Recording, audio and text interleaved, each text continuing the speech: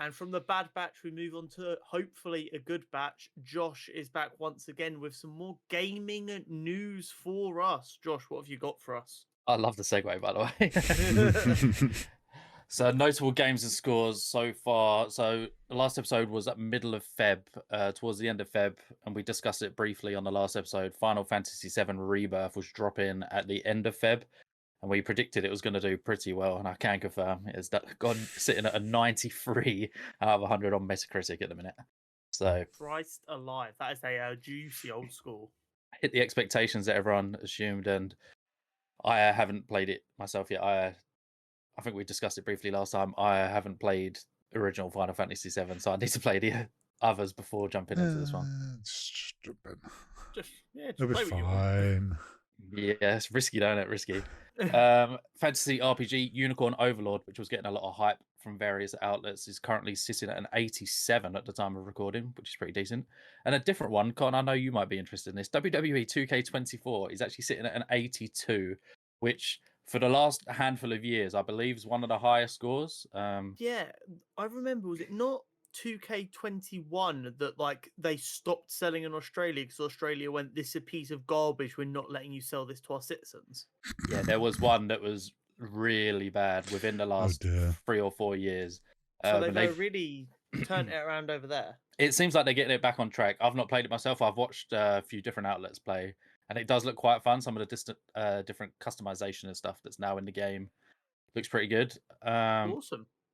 Yeah, pretty decent. Yet to release for the rest of this month, though, we have some titans going up against each other on a 22nd Nintendo versus the world, basically. We got Princess Peach Showtime, Dragon's Dogma 2, and Rise of the Ronin all dropping on the same day, 22nd of March. Have you guys seen any previews for these 3 games? I've seen a lot of people talking about Dragon's Dogma. Yeah, I thought that might be the case for you. Yeah. Which one's Dragon's Dogma? It's a RPG. I'm trying to think what's the best. Yeah, I wouldn't know the best way to sort of explain it's it. There's like a lot of customization that I've been seeing. Yeah, I've seen people talking about this. Yeah, it's one of the like, your typical fantasy RPG. Like, yeah. I have seen people talking about it. I've seen people that've got early access or whatever have been going a bit wild with the character creation, as you can expect. So yeah, from what I've seen, there's no actual footage. I'm assuming the footage and stuff of the gameplay is under embargo because all I've seen from the game so far is character customization. Yeah, people making wild characters as always in those games. I mean, that's why we love character customization options. This is true. That is so true. Princess Peach is just one of your classic Marios, but a new twist. You're actually playing as Peach, which is one of the first times I believe this has actually been a thing within that universe. Rise of the Ronin. Go on. Peach is only really normally a playable character in like your Mario Karts and your like Olympic ones and stuff, isn't she?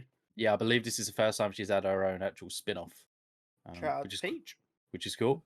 Rise of the Ronin is a bit of a weird one at the minute. It was supposed to be the next Ghost of Tsushima, and from what I've seen, the early previews aren't as high as people expected it to be.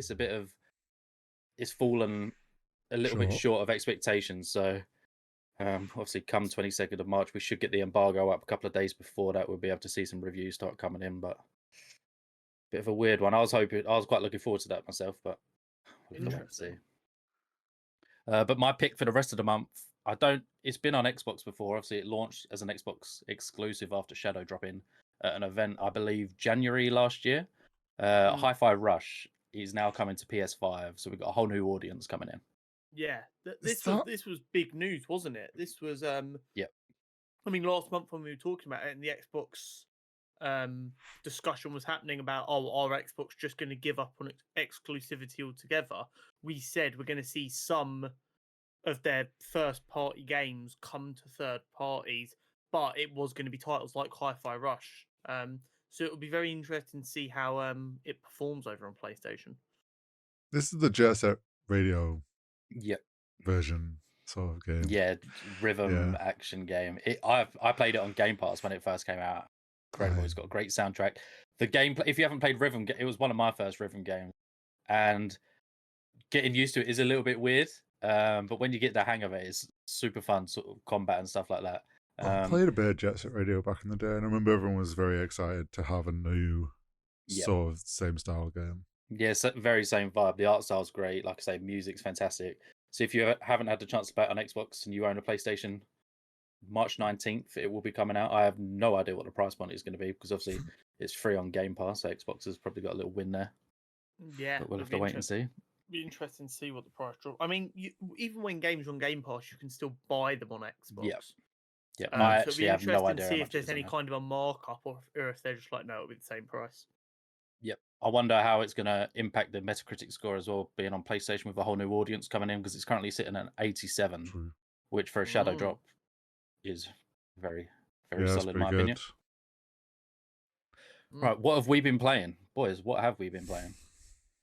Helldivers. Helldivers 2. Forza. Almost exclusively. Sorry, what was that one? Horror? I've never heard of that game before. But yeah, mainly But yeah, we've only Helldivers, really aren't we? playing Helldivers. We did pop back into Valorant for the first time in a while last week. Yeah, it was all a bit rusty to say the least. There was definitely one way to put it. It was a bit sloppy. Other than that, we really haven't played much else, have we? Not really. I've jumped into Elden Ring a lot again recently. Yeah, I saw you've been playing Elden Ring. Oh, mate, I played it. So I got back into it maybe 2 weeks ago. I played it like on launch and logged 40-something hours. As of recording now, I'm on about 72. I've been grinding the last couple of weeks. Obviously, I've been off work this week and I've just been dumping hours into it. Obviously, with the Shadow of the Erdtree DLC coming, I thought I've got to carry on, get to my playthrough. I've actually rolled credits now. Nice. I've decided to go for the Platinum Trophy, which is... I'm going to be the definition of a gamer once that's been complete. I've done most of the trophies. I've just got to play the game through twice more to get the 2 alternate endings, and then I'll have the platinum. Christ alive! I'll be honest. Yeah, it's a shift. I didn't play Elden Ring. It was an interesting game, and I watched a lot of the gameplay, and I watched a lot of streamers play it. But as we know, I can tend to get a bit annoyed at games. So games that are designed really. Games that are designed to like frustrate really piss me off. So like the closest I've played to a Souls-like is like the Jedi Survivor games, because they have similar combat, but they're not as punishing. Yeah. And they itch that part of my brain. But yeah, Elden Ring just... You would lose composure. I respect George R. Martin as a writer, but his obsession with naming all of the bosses in the game so similarly really fucks with me. Despite watching the play for like 9 times, I still don't think I actually quite get the lore. And it's mate, I'm 72 hours and I still don't understand the lore of Elden Ring is deep and complex as well. All I know is there's big fingers and like titty monsters and Excuse me? I can confirm both. Yeah. But I mean, other than Helldivers, I've been playing Forza. That's probably it. What one? The newest Forza Motorsport. Okay. Which 7 is it? I think it's technically number 7. They kind of gave up on the numbers. Yeah, they just went back to just Forza Motorsport. It's nice having a racing game to play again, because I haven't played one in a long time. But it's dangerous because it's now making me want to get into sim racing. Oh no, he's gonna come next episode. He's gonna have a steering wheel. No, I've looked at. I was like, oh, this is like really fun. How much are like the good steering wheels that everyone seems to be using nowadays for sale? I'm like, good steering wheels are crazy. Yeah, they're getting expensive. You add on the pedals and everything. Yeah, and they're also super responsive. Are dangerous because they can they've got retroactive force to make it feel like you're actually turning a car, which means when they have to reset, if you let go of it, it spins with enough force to break your wrist will go with it. Yeah. Well, the thing is, people that have it on, you're not actually meant to have it that high, and people do, and then they get themselves injured, which is just I mean, Helldivers has kind of been taking over. I think since when we last had you on, Josh, we talked about Helldivers had just come out, and I was loving it. And then I've got I was sort of saying that, like, you were trying to convince us to buy it, and was like, do we do it? And now here we are. We'll be going on to discuss Helldivers 2 again shortly. Yeah, but we are definitely enjoying our time with the game, aren't we? So absolutely. We are. Right, topics. Yes, plural topics of the pod. We've got 2 this week. Spider-Man: The Great Web leaked trailers. So at the time of recording, multiple trailers have surfaced for the supposedly abandoned multiplayer Spider-Man game, as you two have both seen, and I quote Grant Taylor-Hill at Insider Gaming. This was supposed to be a 5-person multiplayer game built on a live service foundation, but it was struck down by Sony, as revealed in the Insomnia leaks earlier this year. In the leaked trailer for the Great Web, which looks incredibly polished, we get a glimpse of what the product might have looked like. End quote. So you two have both had a look at this. What are your thoughts? I mean, right, it does look incredibly polished. yeah, Like, and this game must have been so close to. I think it ready. was ready to go. I think it was ready. I think Sony struck it down because they knew the cost of maintaining that live service. There was bound to be issues with that. Let's be honest. Like, everyone that does a live service game now and anything multiplayer seems to have issues. But So Sony seem to, as like AAA titles, hate live service games. Like, if you look at everything they've released as like a PS5 exclusive, it's all story games. It is a weird one because Sony as a company they're pushing for live service, but like you say, it's not the Last of Us it's not it looked like it could have been the Spider-Man. It's not really the Ghosts. Ratchet and Clank, it's like you say, they're all big story games, but the company as a whole, I think they are trying to lean into live service, which is why it surprised me that this one didn't actually go ahead. Sony don't want to pay for a live service game themselves, but they want live service games on their platform so that they can take their fee through the process of taking like battle pass transactions and stuff like that, where they take their 10-20%, whatever it is. They want that part of a live service business. They don't want to have to worry about server maintenance and developing the game and listening to a fan base for an extended period. I think also it's probably part, like, if you look at the Spider-Man game, they obviously have planned for DLC, and it probably came down to a costing of like, look, we don't want to pay for extra staff to be dealing with a live service while half the other of the department are working on the DLC. So it's like one or the other, I imagine. And they picked the easier option in there to probably in their eyes. If that is the case, I think I'd agree with it, because me, Con, and Luke were discussing this the other day. Spider-Man 1's DLC wasn't the best compared to the actual game. And I'm pretty sure Insomniac have heard that, and they're going to want to improve when dropping DLC for Spider-Man 2, which me and Con both love. We've both platinumed, so fingers crossed. Oh, he hasn't platinumed it. Yeah, Con's not a real gamer. You got distracted. That is outrageous. I got distracted. Well, looks like you've got something to keep you occupied. Yeah. The thing is, the second they even announce DLC, I'll do what you've done with Elden Ring, and I'll go back to it. It's all come back to it, yeah. I was hoping that the excitement of New Game Plus would bring me back to it, but it just hasn't. It took too long. They missed the mark with that one big time, in my opinion. Every game that I have played New Game Plus on, I've pretty much started it straight away, because obviously a lot of games where I trophy hunt, a lot of them you have to do a second playthrough. So straight away after finishing the game, I want to get the platinum done, so I start another game. Thankfully for the platinum in Spider-Man, you didn't have to play through it again. I mean, we didn't have the option to anyway, which wouldn't have taken you long anyway. But now that I've got the platinum, I have, like you say, zero interest in going back to it until the DLC, to be completely honest. Fair enough. What else you got for us? You might have seen on Twitter, it was all popping off a couple of weeks ago, I believe, the 4th of March. Jeff Keighley tweeted it out. Summer Games Fest 24 has indeed got a date for June the 7th. I'm very much looking forward to that already. It's my favourite time of the year, that and Game Awards. Obviously, E3's been axed. So Jeff Keighley will indeed be Jeff Keighley will be ruling the roost and trying to bring everyone together for some announcements, showcases. Is there anything? Summer Game Fest is always a good one for announcements. 100%. I think I want to be surprised more than anything else. I miss that feeling of seeing a game announced that I was like, I didn't even know I wanted that, and now I want nothing else but that. Yep. Yeah, like, well, I feel like that just doesn't happen as much anymore. Maybe it's because I'm more chronically online, so I hear rumors about stuff like so far in advance that I can't really be surprised that much anymore. Yep. But I really do just miss that. A trailer no one's expecting hitting, and the entire internet shitting its pants and going, "Oh my fucking god, I want this!" I think there's always big ones at Summer Games Fest. I'm looking back now at what appeared last year. Final Fantasy VII Rebirth, they sort of dropped a window of when it'd be coming out.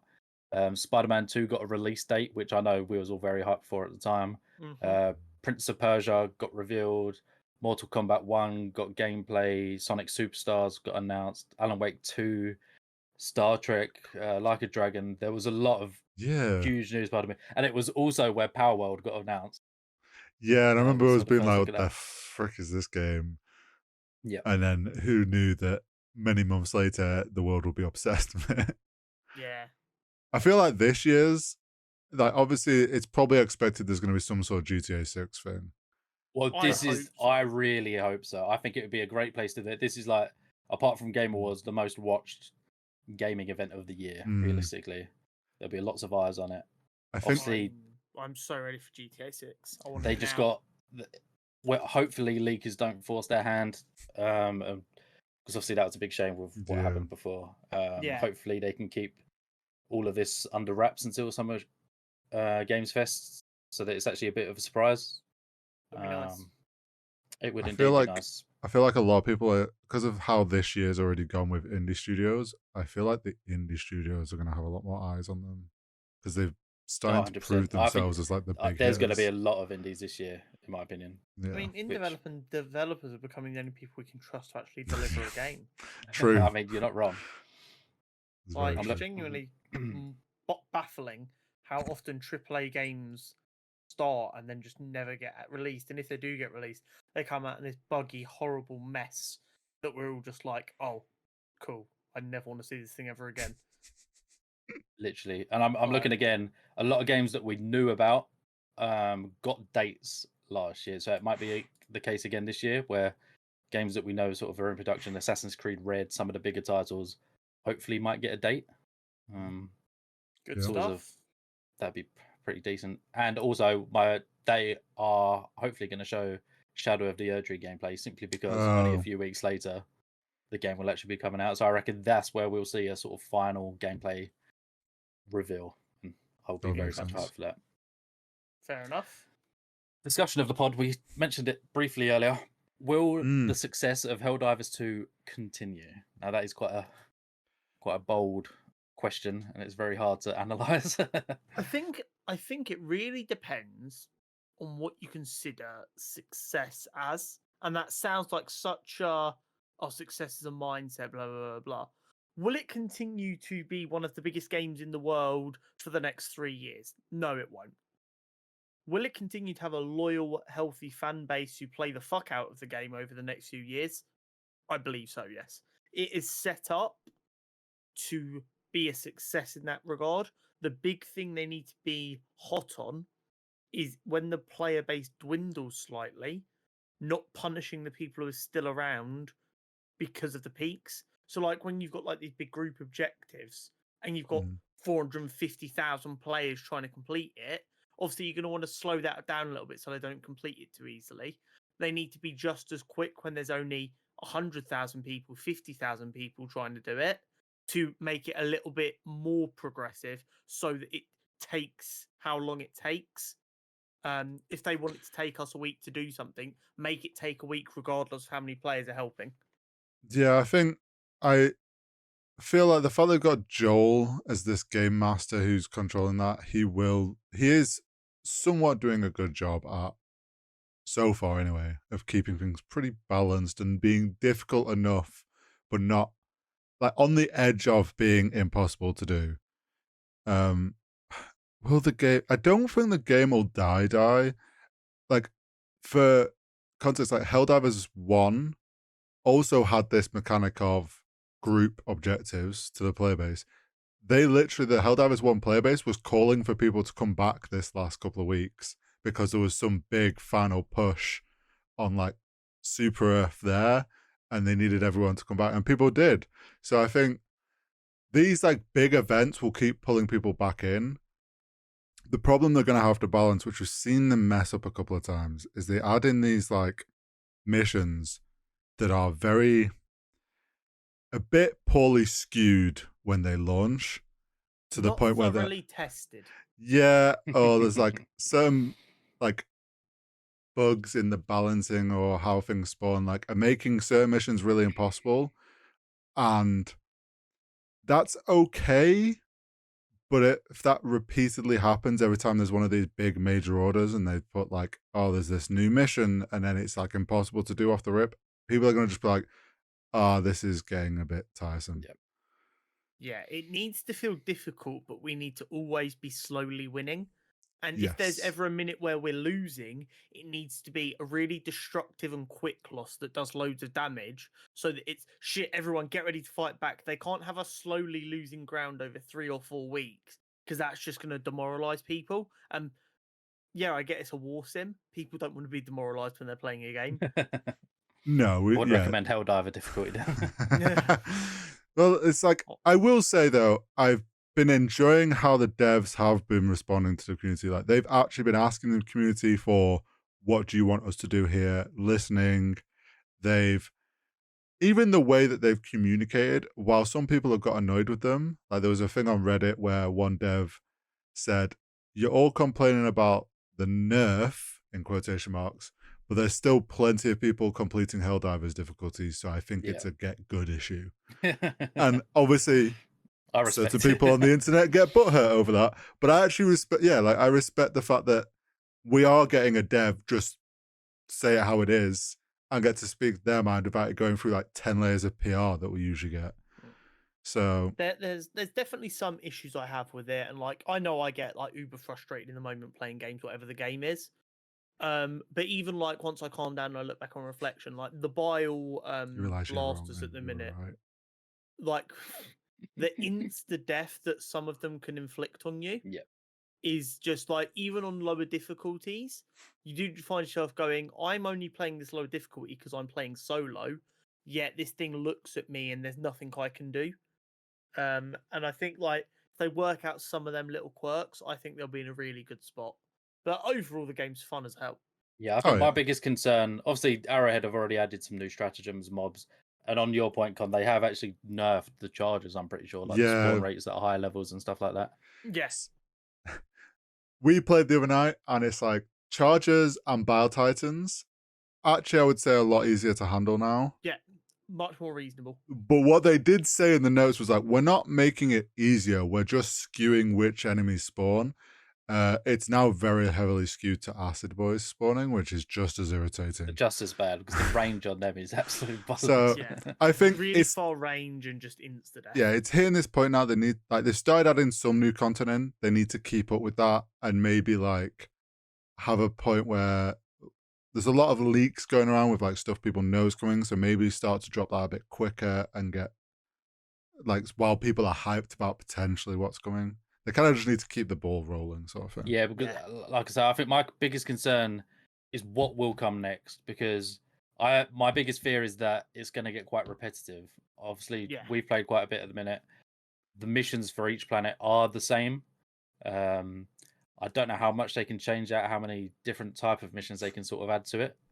Well, the one they've done a brand new one for this major order. There's a leak of an audio file, and I don't know if you boys are fussed about maybe potential future spoilers, but the mission we're doing at the moment with the gas, apparently it's going to mutate the bugs, not get rid of them, and that's how they're gonna like change things up a bit. Okay, so that could be quite cool. They have future plans. Some of the vehicles in the future seem to get bigger and stronger. Like there's a rumor of like an AT-AT style vehicle. Like things are gonna get wild. I think they just kind of need to keep ramping it up. So like you say, so it doesn't get stale. Oh yeah, there is a lot of potential. It's just, will they do it? Yeah. Can they keep on top of what it? People want. But I mean, the game is, as of right now, the 20th highest peaking game of all time on Steam, obviously, which excludes console. Obviously, it's not actually on Xbox. Do you reckon putting it on Xbox would bring another resurgence to it? Absolutely. And follow up, will Sony allow that? No. That is the problem. That's the exact problem. This is the problem. Sony absolutely should allow it because it would be good for everyone. But they won't, because Sony are the most pig-headed company in existence at the minute. Yeah, there's two, like you say, Sony probably won't.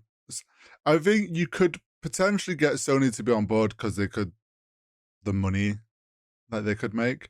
I think there's also the issue of I don't even know if the devs would want it on Xbox because there's been enough issues at the moment with like at least at the moment they can't handle a surge in player base from Xbox. Like they struggle, like the player base goes up and has spikes, and there's still issues sometimes. So if it went I on Xbox, think yeah, probably get a huge boost, but I don't think they could handle it. It will probably break the I- servers again. I, Yeah. I think if they, because it wouldn't just be like, oh, it's on Xbox now, go nuts. They would know it's coming, which would give them time to decide to scale it a little bit and see what's The needed. The problem, good thing is they don't overreact to anything. They didn't go out and buy all of this Amazon Web Service well, farm space that and wasn't then the it go wrong. issue. The issue is the engine it's on, and it was struggling on the back end to to be able to link up to servers. So I actually think it'd be too. I don't think they'd want to risk the enjoyment from the like stability of the game for the potential of increase in player base. Like it's not that like you potentially ruin the enjoyment of the current players because you're trying to get more players, and it's like I don't think they risk that. No, it's not worth the risk, in my opinion. Yeah, but they are definitely missing out on a large player base at the minute, especially as I would argue traditionally Xbox is more community focused than PlayStation when it comes to the games themselves. So I feel like the Xbox community would really rally around a game like Helldivers. Yeah. Whereas I would say PlayStation players are more faddy in general. Boy, you're about to trigger a lot of people. They tend to hop on what's new and exciting and throw away the old pretty quickly. Isn't that just Whereas gamers in general Xbox, now? to an extent, yes, but I do think there's certain, especially like on the Xbox side, like Halo Infinite on Xbox still actually gets decent amounts of players, which is fucking crazy. I don't know. Yeah, So if you were to give Xbox players a game like Helldivers, I think they themselves would keep the game alive just out of sheer enjoyment. Yeah. Live service, we love it, don't we? Indeed, we do. Well, Right. that pretty much wraps up the episode for me. Well, thank you very much for joining us as always, Josh. We will catch you again in a month's time. Sounds good to me.